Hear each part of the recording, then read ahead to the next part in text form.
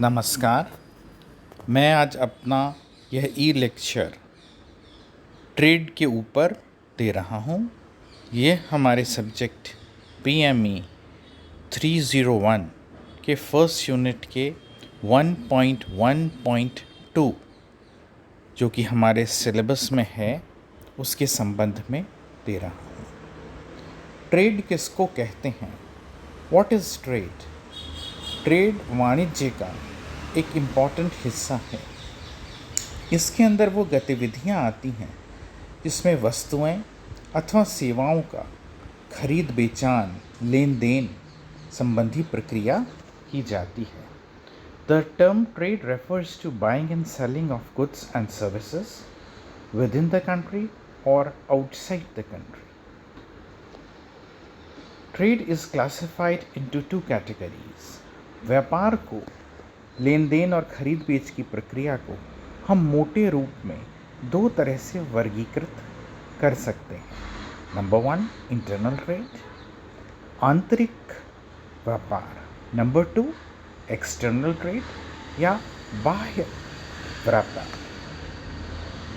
अब हम सबसे पहले देखेंगे कि इंटरनल ट्रेड में क्या होता है। Buying and selling of goods and services within the geographical boundaries of a country is called internal trade or domestic trade. Payment in this kind of trade are made and received within the currency of the country.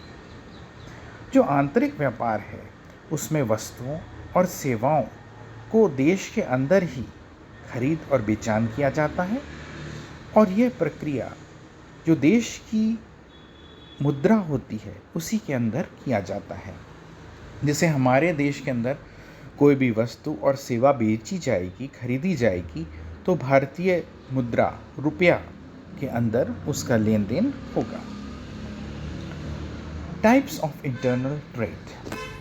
अब trade की क्या प्रकार हो सकते हैं? जो देश के अंदर ही ट्रेड है उसको हमने दो तरह से डिवाइड किया है। Number 1 wholesale trade. Wholesale trade मतलब थोक का व्यापार या एक साथ बहुत ज़्यादा मात्रा के अंदर खरीद और बेचान की प्रक्रिया। It refers to the trade in which goods are sold in large quantities. The person who carries on this wholesale trade is called a wholesaler. तो थोक व्यापार की जो प्रक्रिया है that is wholesale trade. Wholesaler buys goods from the produce in bulk quantities and forwards them in small quantities to the retailer. जो wholesaler है वो भारी मात्रा में, बड़ी मात्रा में वस्तुएं खरीदता है और उसको छोटी हिस्सों में विभक्त करके रिटेलर को बेच सकता है। Functions of wholesaler trade. जो थोक व्यापारी है उसके क्या कार्य होते हैं ये हम देखेंगे इस PPT में। Number 1 assembling, storage, transportation, financing, risk bearing, grading and packaging, and providing market information. वो वस्तुओं को एकत्रित करता है, उनको रखने की जगह स्टोरेज उपलब्ध कराता है, उनको एक जगह से दूसरी जगह ट्रांसपोर्ट कराता है रिटेलर आदि पर, फाइनेंसिंग भी उपलब्ध कराता है। रिस्क यानी उसमें जोखिम भी होता है, वस्तुएं ख़राब निकल सकती हैं, उनकी कीमत ज़्यादा हो सकती है, हो सकता है उसकी वस्तुओं की चीज़ की दाम जो अब है नए समय में कम हो गया हो, पूर्व विक्रय ऊंचे मूल्य पर हुआ हो, मार्केट डिमांड एक साथ गिर सकती है, तो ये जोखिम उस पर हमेशा रहेंगे। ग्रेडिंग एंड पैकेजिंग, ये क्या नया शब्द है?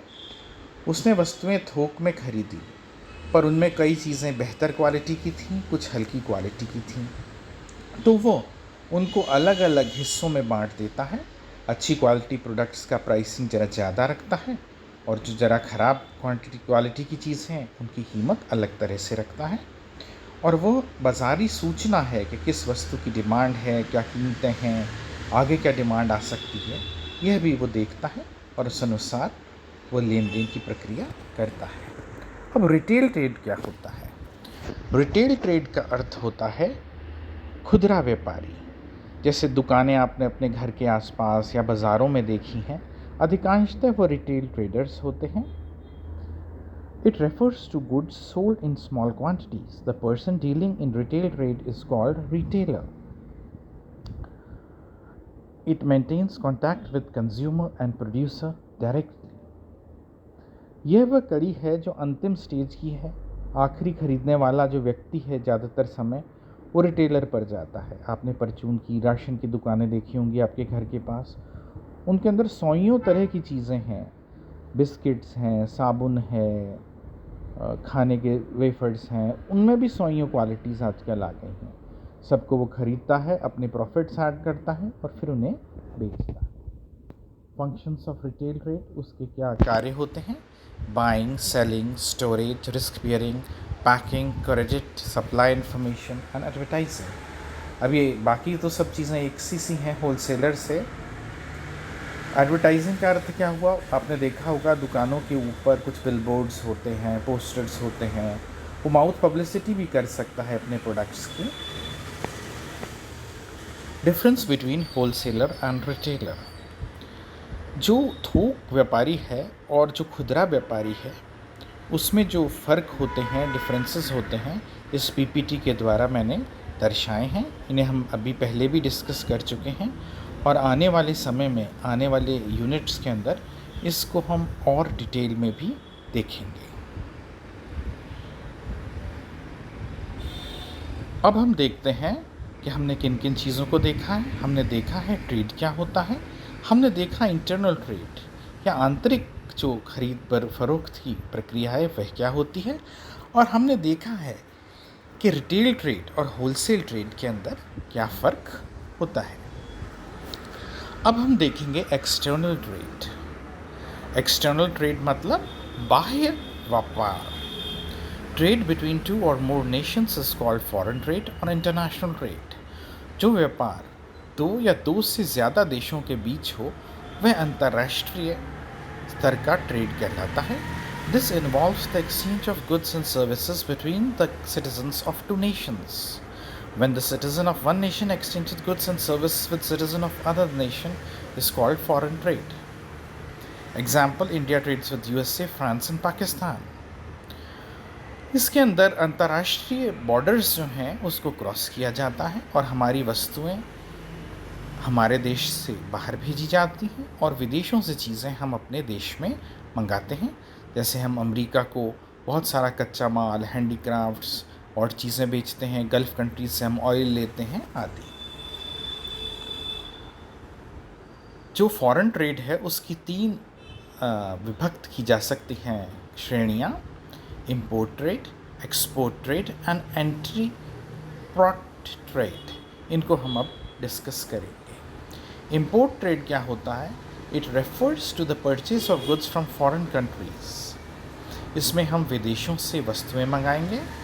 Countries import goods which are not produced by them either because of physical difficulties or even those goods which are not produced in sufficient quantities to meet their requirements.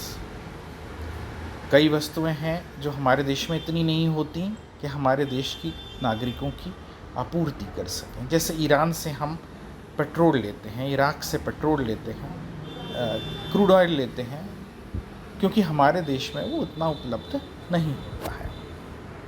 Export trade ये इसका ठीक उल्टा है.